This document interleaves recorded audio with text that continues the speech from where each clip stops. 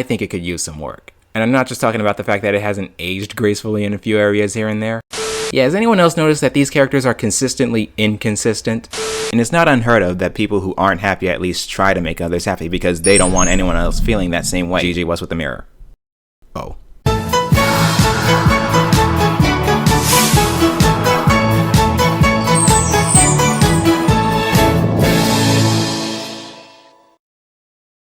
Salutations and welcome back, my shadows. Oh, have I got a good one for y'all today. So, you might have heard about this little show. It's not really that popular, doesn't even have a cult following online, it's just that obscure. It's just a little sitcom Nickelodeon spawned over 10 years ago, something called Mr. Meaty.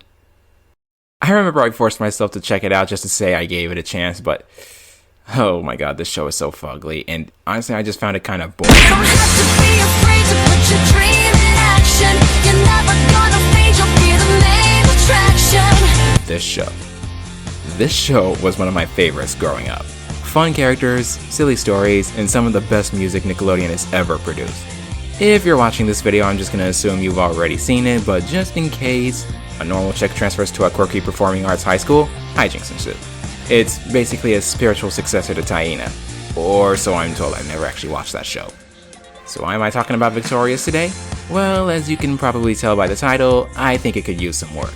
And I'm not just talking about the fact that it hasn't aged gracefully in a few areas here and there. It was a bar mitzvah. I am a boy!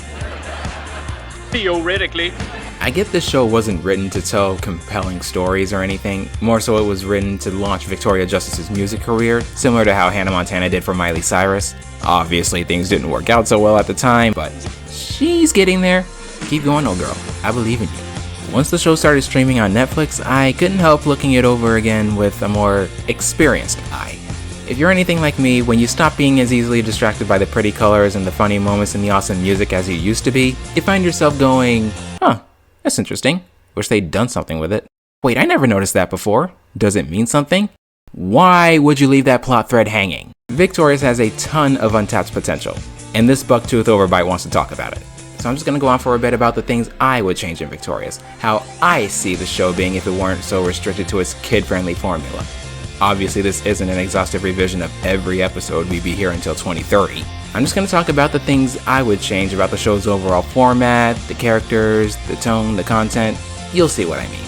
Obviously some, if not most of the episodes would be cut since they no longer work with the changes I'm going to mention. But you can rest knowing that I'm just some random asshole who has no sway over a show that was infuriatingly cancelled almost a decade ago. So, ready to freak the freak out?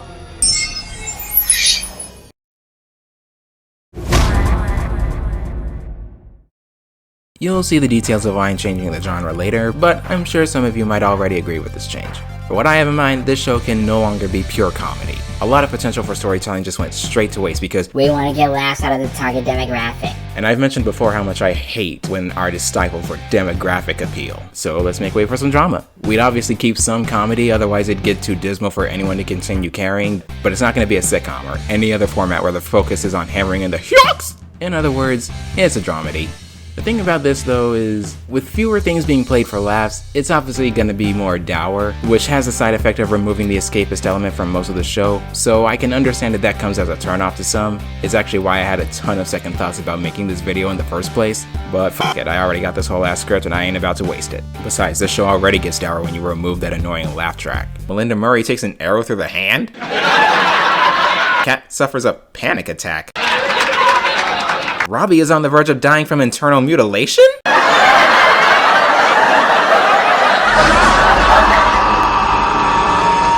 Also, am I the only one who's noticed that a number of these episodes, more so in the later seasons, didn't seem to know what they wanted to do with themselves? I don't hate the idea of dropping these characters into wacky situations and just watching them bounce off of each other, but like, VICTORiOUS, they just showcase some shenanigans and then the credits roll. Robbie sells Rex. Robbie gets Rex back at the end and nothing has changed. They catch the flower bomber and he turns out to be some rando from East Hills High pranking people out of boredom. The premises of these episodes have become so tired that even the characters started noticing it. Even if the general gist of the show felt more like they were just throwing ideas at the wall to see what sticks, they should at least be a story. Another thing that always bothered me about this show was its devotion to something called status quo is God. I'll get more into that as we go through the video, but the irony here is that, under deeper analysis, I'm actually having a hard ass time trying to keep up with this damn show. I get that it's a comedy show, but most sitcoms I've seen maintain some form of continuity, including Dan Schneider's other shows. But not this one. Characters make huge strides in their careers and then they're back to being virtual nobodies the next episode. Hollywood Arts gets a new principal. She never even gets a mention in passing after the one episode she appears in. The first episode establishes that the school has a prom. Prom Wrecker contradicts that with its first prom ever. This ain't goddamn Looney Tunes. If something is established, it needs to remain a thing within that universe, even if it's almost never referenced again. It's bad enough when I have to look at side material to get a good grasp on what's going on, but when even that doesn't help, you know you done fucked it up! I know the show wasn't written with serialization in mind, but if you're gonna reference prior on-screen events, continuity is gonna be called into question. Plus, I don't really think live-action media really lends itself to non-serialization very well, at least not as well as animation.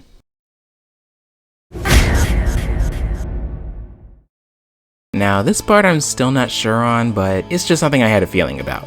Since it's no longer a sitcom and it isn't solely focused on the audience's laughter, I think there's room for more musical numbers. Maybe even make it a jukebox musical? I feel like it only makes sense given that the show involves a cast of talented musicians and the main setting is a performing arts school. Now, I didn't grow up in the theater, so I don't know if these are considered like uncultured or discount musicals or whatever, but I personally don't need a fully original soundtrack. As long as I can enjoy the singers, I'm good. Now, obviously, I'm not saying get rid of the music that's already there, because that music is just fucking awesome. Hell, Here's to Us is one of my favorite songs in general. Take a Hint is downright iconic, and Make It Shine is one of the best theme songs out there.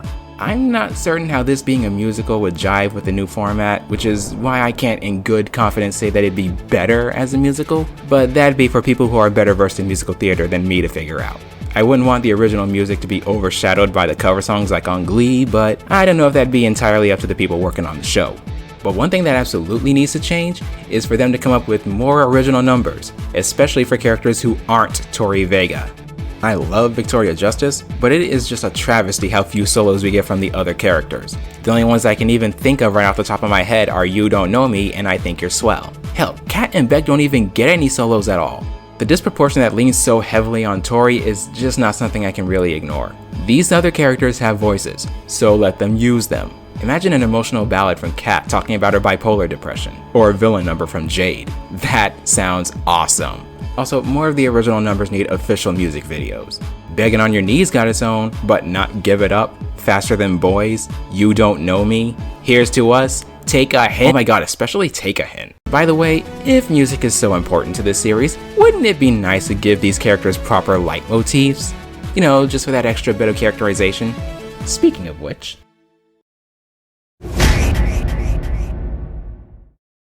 So, if comedy is no longer enough to carry the show, what's gonna take its place? Well, the music definitely gets a seat at the table, but my favorite thing about any fictional media is characterization. I love these characters. I goddamn love these characters. Partially because I identify with each of them on some level. And I honestly feel that even if the show weren't focused on comedy, they'd still be worth my investment. Likely even more so. First of all, we're gonna try and figure out the best or most interesting traits and stick with them. Yeah, has anyone else noticed that these characters are consistently inconsistent? Jade, a grouchy snark or a straight up psychopathic woman child.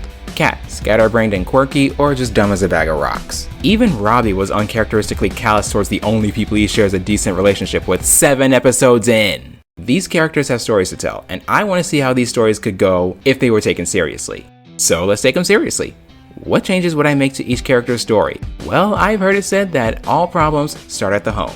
So let's take a look at their personalities and home lives and see what makes these people tick. Mind you, I'm not making up all of these off the top of my head. A lot of these ideas and observations were already a thing. I'm just compiling some ideas for what I feel would make for a better show.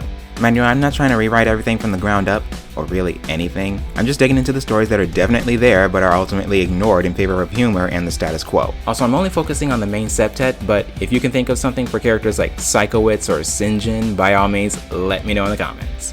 Fair warning, where I go with some of these is not light, so just be mindful of that. Alright, leg out. The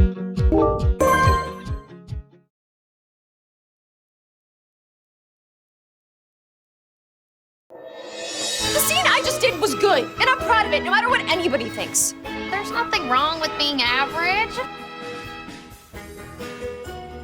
So who better to kick it off with than the titular character herself? Tori came under a ton of fire following the cancellation, and from what I've seen, it hasn't subsided very much. And honestly, I don't fucking get it. She's definitely not infallible, don't get me wrong. Manipulative, ambitious to a fault, vengeful, and prone to jealousy. She has her flaws, but do these flaws make her a bad character? Of course not. I'm not sure if she's my favorite character. I find it's actually rare for the main protagonist to be my favorite character. But if anything, having character flaws makes her seem realer. She's an opportunist, and Nick can get negative at times, but she rarely, if ever, thinks herself above others. Yeah, she can be overconfident at times, but she can also lack confidence. Even beyond this, her good qualities far outweigh her bad. We're shown countless times throughout the series that she's intelligent, aware of when she's messed up, and pretty bad at being heartless even when she tries. Her natural instinct is to help those who can't help themselves. She can be very mature for her age. You can't be nice to me when I've been mean to you. That's not how it works. She usually finds a way to look on the bright side, and she always sees the best in people, even when they don't deserve it. Tori is pretty normal in comparison to most of her peers at Hollywood Arts, and even her sister. She went to a relatively standard school at the beginning of the series, and only started going to Hollywood Arts after a convenient accident forced her to replace her sister in a big showcase. And she can be pretty ignorant when it comes to performance terminology and big figures in the world of celebrity. Sometimes it can be a bit much, even for someone who didn't grow up as a performer. What's an understudy? Oh, man. She's the audience surrogate, but what makes her different from most is that she has definable traits that make her an actual character as opposed to a forgettable blank slate, and character flaws that make her far from a Mary Sue, which, last time I checked, we don't really praise. I do like quirkier characters, but Tori still manages to fit right in with her stranger friends. Actually, she's essentially the grounding for them. That said though, I will acknowledge the possibility that maybe that's just Victoria Justice being a great actress. And objectively, Tori does tend to evade consequences a lot, I'll say that much. She used to go to Sherwood High, but for some reason, it's almost never mentioned after the first episode. It only ever comes up again when her ex shows up in Kat's new boyfriend. Why is that? What was her life like before Hollywood Arts? What kind of friends did she have? Is there anything in particular that she liked better about Sherwood aside from the student life being easier to digest? Would she find her older acquaintances more difficult to relate to now? Granted, I'd rather attend an art school than some run-of-the-mill school. Oh wait, I did, but they were more focused on sports than the actual arts. Or a decent education. But I'm just saying, these extra details would have really helped flesh her character out. One thing I honestly thought I was the only one who noticed is that Tori's long-term ambitions are never made clear or even alluded to. I said she was ambitious, but we only see that for projects that are taking place soon. We know that she's motivated by concern for her friends and family, but again, that's only in the short term. What's going on in Tori's head? Is she simply using her time at Hollywood Arts to develop her performing skills for side gigs while she works on her real dreams? Whatever those might be? Why does she agree to go to Hollywood Arts? What did she want to do before all this? Has her time at Hollywood Arts changed that? It's not uncommon for teenagers, or really anyone for that matter, to not know what they want to spend the rest of their life doing, but if Tori doesn't know what she wants, just say that. That'd be fine. I think she'd be even more relatable. I don't think neglecting this straight up ruins her character, but telling us what gets her out of bed in the morning would really help. I don't know, maybe they avoided telling us her dreams in order to give her at least a little bit of a blank slate status, but as you'll see throughout this video, this show has a habit of ignoring character details. Basically, Tori isn't perfectly fine, y'all just mean. But what about what's going on the other side of the house? Trina is the polar opposite of her little sister. She's immature, she's arrogant, she's self-absorbed, she's dramatic, she's superficial, and she's an attention whore. She is a hot mess, and it's repeatedly stated that nobody likes her. No one likes you! No one likes Trina. No one likes. And the only reason she got into Hollywood Arts in the first place was because Psychowitz tripped out on spoiled coconut milk at the time. You can probably tell I'm not a fan of that episode. Well, on the flip side, she's a hard worker, and she's dedicated to her art. She's often said to be without talent, but that's just downright bullshit. She's pretty good at cosmetics, she's a good dancer, and she's so good at acting that she can cry on command. And since she's been at Hollywood Arts since the 9th grade, presumably, it can be assumed that she's good at music in some fashion since all students are required to learn an instrument. But what she wants to be known for is singing. Tori has mentioned at least once on the Slap that Trina isn't incapable of singing, implying that she just needs to swallow her damn pride and train properly. But where she really shines is in martial arts. I thought she ran that. お前はもう死んでいる。何? She can take down 3 taller guys even when she's drugged up by Doctor. I don't think it's ever explicitly stated what she specializes in, but in Hell and Back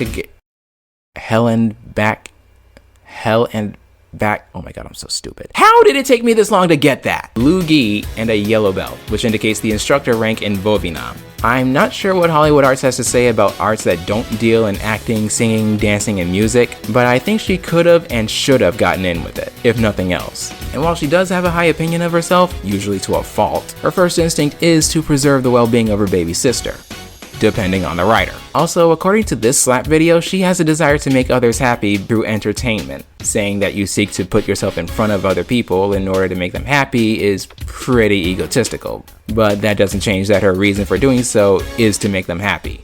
I can see why though, because she herself ain't happy at all. And it's not unheard of that people who aren't happy at least try to make others happy because they don't want anyone else feeling that same way. GG, what's with the mirror? Oh. So, where does the ego come from? Well, I'd say it's not just an ego. It's debated whether the ego or the disdain for her came first, but I'd argue that it goes a bit deeper than that. You know how students at Hollywood Arts have to decorate their lockers? Sadly, we never see her locker on the show, but there is a picture of it floating around online. Why deck it out with spoons? Well, you look up the symbolism of spoons and you get yourself something called spoon theory, a metaphor that refers to the amount of energy someone has for daily operations. Oh, so that's where count your spoons comes from. Calculating your energy to stave off or moderate the unseen pain that everyday tasks can bring to people living with chronic illness or invisible disability. How does any of this relate to Trina? Mental illness, anyone? Let's look at her pattern of behavior. Constant need for validation, inability to take criticism, struggles with romance and promiscuity, no slut shaming please, takes advantage of others often while lacking empathy, difficulty with emotion regulation, arrogance with a side of envy, fantasies of power, success, and brilliance, inflated sense of entitlement and superiority belying insecurity and instability. Those are just quirks!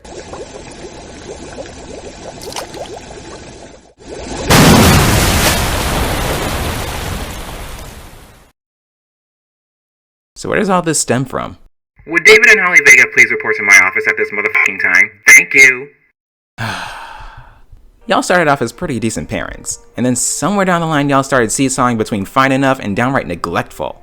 Eating up all the food and leaving your children to deal with breakfast for themselves is one thing, but skipping town to avoid taking care of Trina, telling Tori you'd be fine with her leaving Trina in Yoruba, doing a piss poor job of hiding that you prefer Tori over her, straight up ditching Tori right after pledging to always be there for her while she's freaking out. Literally why? There aren't any known causes of NPD, but some psychiatrists say it forms as a coping mechanism against trauma and feelings of inadequacy. There's also neglect, a form of abuse, or excessive pampering, both of which can be identified in Trina. Yes, you can spoil your child while also neglecting them. Just because you provide for your child doesn't mean you're not abusing them. Tori is the only one in the family who consistently treats her well, so it makes sense that she'd turn to Tori for some support, but Tori can be pretty mean herself sometimes. Where's Trina? Tori locked her in the bathroom. I guess you might chalk that up to them being siblings and that's just what siblings do. But she can't even be bothered to defend the poor girl when people say that nobody likes her. Fucking ouch. Trina's pretty proud to have her sister join her at Hollywood Arts, but when Tori quickly starts becoming more popular, especially in such a short amount of time, resentment wouldn't be an unnatural reaction. Guess they both have issues with the green-eyed monster. So what can we do with all this? One thing I hated was that there were so few episodes that focused on Tori and Trina's relationship. And even the few that did only emphasized the negativities with little in the way of positivity, all for the sake of the laughs. And while that is okay, if there's no progression, it's just gonna come off as unhealthy. And these two definitely have more than their fair share of problems, even for a sitcom. On the other hand, they do seem to share a sort of nobody fucks with my sister but me mentality. Remember how Trina implicitly grew jealous of Tori's new popularity? Run with it. Show that Trina is trying to stay happy for her sister but can't help resenting her faster growing success at a prestigious school that she wasn't even trying to get into. Their relationship should grow more and more bitter until eventually everything boils over. A good point of this would be for Tori to call Trina untalented, even though she obviously doesn't mean it because she knows it's not true. Now Trina's been called out for her narcissistic behavior and hurt by the only person she felt had any faith in her abilities aside from herself. I imagine she'd cut Tori off and be ready to try and move out as quickly as possible after graduation. Now here's a twist. I feel it's pretty common knowledge that their mother is having an affair, yeah? The episode's Crazy Pawnee and Cell Block made it pretty clear that Holly's a hoe. And not the good kind. Tori, Trina, your mama's a hoe. Let's use that as a catalyst for more family drama. Perhaps a divorce? Trina would feel devastated that she's losing her only support system, though it's not really doing that good at supporting her. And Tori would feel at least partially responsible that her family is falling apart since her sister's not talking to her anymore, and she'd try to make up with her since their parents are emotionally unavailable and also trying to hide the divorce. But Trina would just shut herself off from everyone as a coping mechanism. While this is happening, she would also be wrestling with the realization that Tori's right about her being narcissistic. Or maybe she's already aware that she's a narcissist and she's afraid to see somebody about it since getting help is still seen as a weakness. This would actually tie in pretty well because she has a need to see herself as perfect. Now, of course, she'd stay in denial since that's pretty in character for most people with this disorder. What would happen from there? Well, I'd want a scene where Trina has to use her martial arts to protect her sister. One thing you could do is give Trina a boyfriend who's basically just like her, only malicious. Now Trina's own flaws are being exploited regularly because, contrary to popular belief, narcissists are just as susceptible to manipulation as they are to manipulative tendencies, if not more so. Then have the dude show physically abusive tendencies and, at some point, attack Tori, so Trina can beat his ass.